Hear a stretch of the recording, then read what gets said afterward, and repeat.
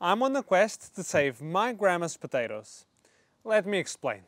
While my grandma's garden now sits empty, it wasn't always like that.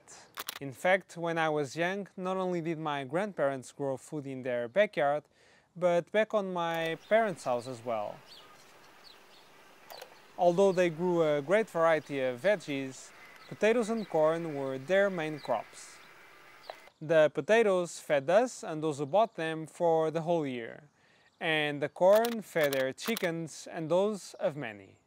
Some of my fondest memories are in their backyard, where they gave me a little garden of my own, or riding in the trailer my grandpa used to attach to his car. And one of the best things as a kid was seeing their courtyard covered by a thick sheet of corn, baking under the sun until it was bone dry, and pushing it all under cover when the skies threatened rain. As age took its toll, they reduced the amount of gardening they did. Then Grandpa passed away, and Grandma alone was growing peppers, tomatoes, beans, potatoes, onions, and sweet potatoes for all of us. But finally, reaching her 90s, she stopped being able to do it. And I was faced with an important question: what to do with those last potatoes? Do we eat them, or do I grow them? Those are the potatoes we've been eating for years. Those are the potatoes we were served on Sundays. They have been adapting to our climate for years. They have history. They meant so much to me, and I just couldn't let them go.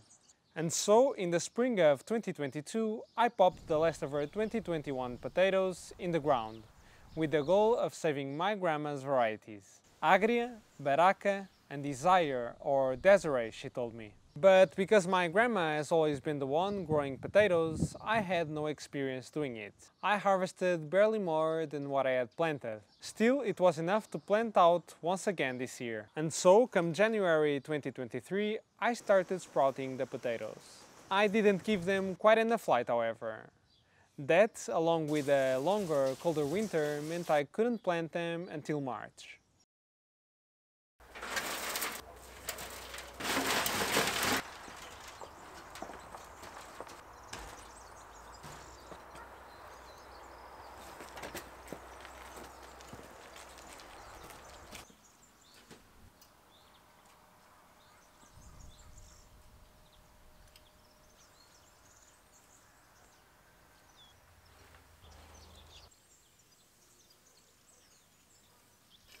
After adding some homemade and bought compost to one of the beds in the garden, I popped the potato with at least one sprout every 40 centimeters. Because I prefer staggered instead of parallel planting, I separated the rows by 20 centimeters, which is half the distance I left between potatoes inside each row.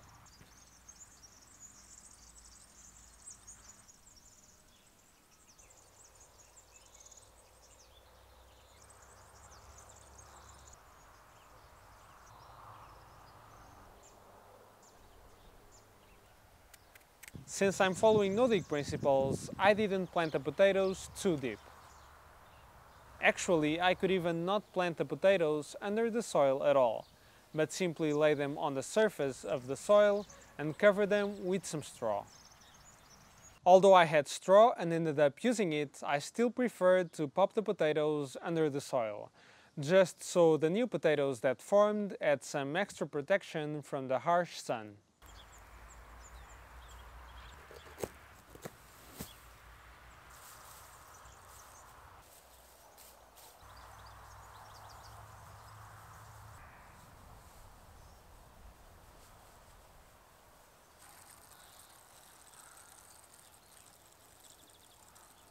Now we just had to wait.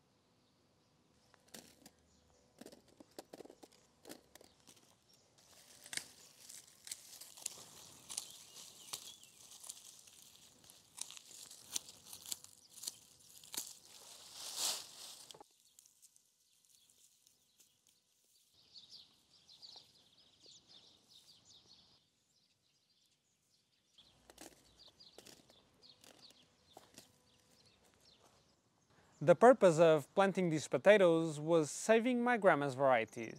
Now, this isn't the harvest I wanted or expected, but it served its purpose. I get to grow them again next year.